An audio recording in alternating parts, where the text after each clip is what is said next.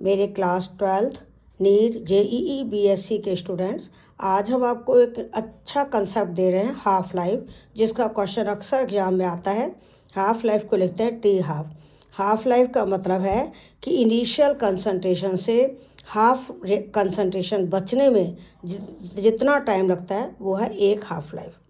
Half life का formula ये आपको याद रखना है, 1/n-1। ए तो इनिशियल कंसंट्रेशन है, एन ऑर्डर ऑफ रिएक्शन है। अगर फर्स्ट ऑर्डर रिएक्शन है तो एन की वैल्यू 1 रखोगे तो टी हाफ प्रोपोर्शनल हो जाएगा 1/(a⁻1 - 1), यानी T half is proportional to 1/(a⁻0). a⁻0 का मतलब होता है 1, तो टी हाफ कांस्टेंट रहेगी, यानी T half is independent to initial concentration.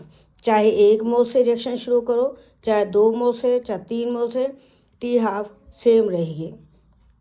अगला है जीरो ऑर्डर रिएक्शन, जिसमें एन की वैल्यू यहाँ पर 0 रखोगे तो टी हाफ प्रोपोर्शनल हो जाएगा 1/(a⁻0 - 1), यानी टी हाफ प्रोपोर्शनल होगा 1/(a⁻1). उसको ऊपर लाओगे तो ए हो जाएगा। इसका मतलब जीरो ऑर्डर रिएक्शन के लिए हाफ लाइफ इनिशियल कंसंट्रेशन के प्रोपोर्शनल है। हाफ लाइफ इनिशियल कंसंट्रेशन के प्रोपोर्शनल है किसके लिए? जीरो ऑर्डर रिएक्शन के। सेकेंड ऑर्डर रिएक्शन में एन की वैल्यू 2 है, तो इस फॉर्मूले में एन की वैल्यू 2 रखोगे तो T half is proportional to 1/(a⁻2 - 1), यानी T half is proportional to 1/a।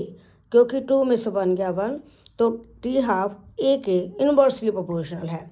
यानी फर्स्ट ऑर्डर रिएक्शन में तो ए पर डिपेंड नहीं करती, जीरो ऑर्डर रिएक्शन में ए के प्रोपोर्शनल है, सेकंड ऑर्डर रिएक्शन में ए के इन्वर्सली प्रोपोर्शनल है।